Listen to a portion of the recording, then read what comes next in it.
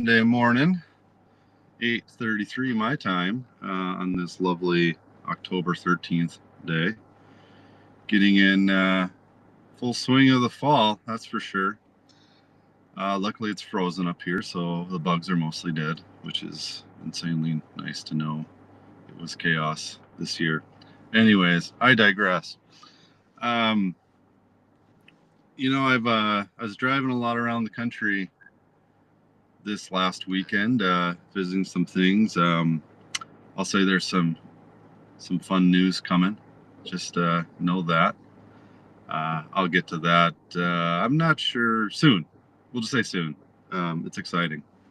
I think everyone will have fun with it. I know I will. That's for darn sure. But this week, I was thinking with all that is in agriculture, what's something I'm seeing more and more? Well,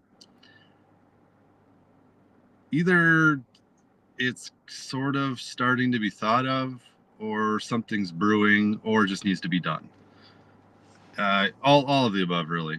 But farmers are seemingly more and more kind of, I don't know, maybe getting out of their shells a little bit and banding together. I think they need to do that in a sense. There's always some of that.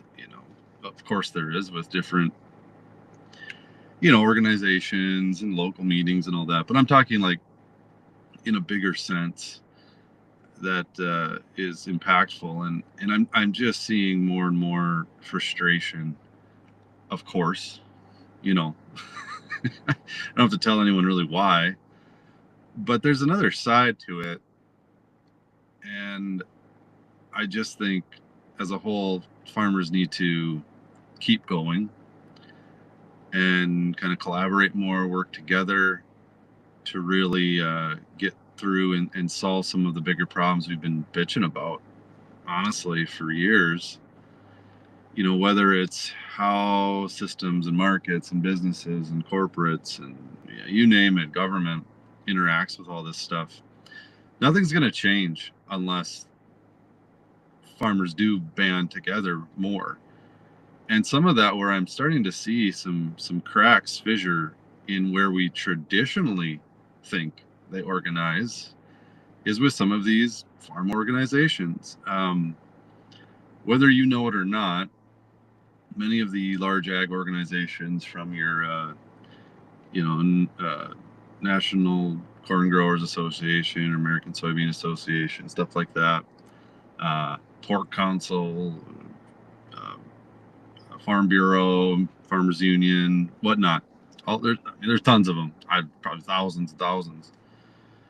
They're all grabbing money from a lot from checkoff dollars, which is like a small little fee that comes off of each bushel that goes towards the spreading and helping of the industry. Well, I don't know many farmers that are really like 100% gung ho for that anymore. They're kind of tired, and they feel like they've been used by groups like that in a sense.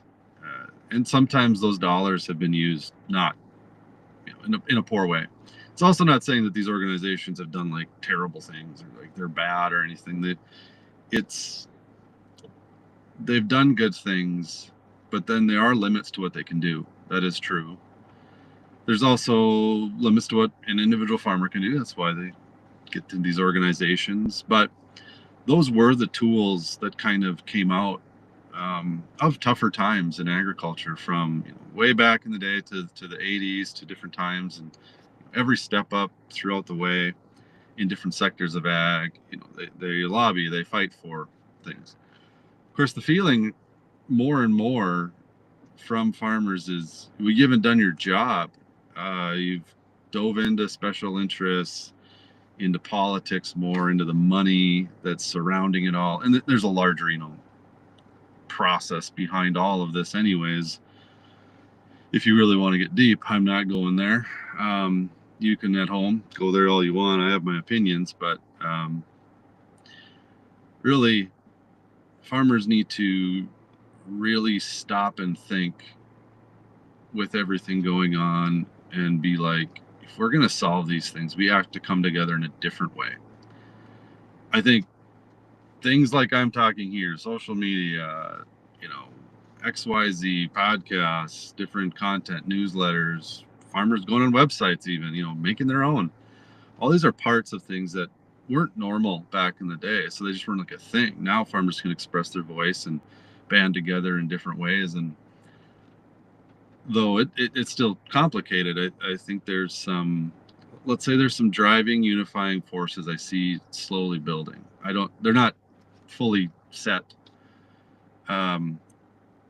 But it's coming. Now, in regards to me and what I do and talk about and my colleagues in the fun world of ag tech, that's kind of where I'm going to try to do it, is trying to get farmers more together on talking about technology in the way that they really see it and they want to use it and what's practical and what's useful. That hasn't really been done as much. It's been more of just kind of a sporadic, this and that in a newsletter or an update, or something from a company, press release, and then that goes into a magazine. It's just all these generalities are talked about, and nothing really deep gets going. Well, that's what I'm going to change. That's what I'm planning to do, is really deep dive on how technology can impact farming directly in a real environment, and trying to bring a lot of the ag tech companies I know kind of in a together more. I know that is not very descriptive. I am building towards that. You will see this soon and you'll get it, I promise. And I think it's going to be impactful, and that's my goal, and it will be. And there's other farmers I'm trying to get around on this, and other businesses too, and even other organizations. Everyone needs to work together. We all need to band together, because if we don't, some of these systems we're finding out that are breaking are going to break further, and then we're not going to have a voice or a choice, any of us. Because if farmers go down in their ways, then the rest kind of tumbles down. We're not far from that happening, and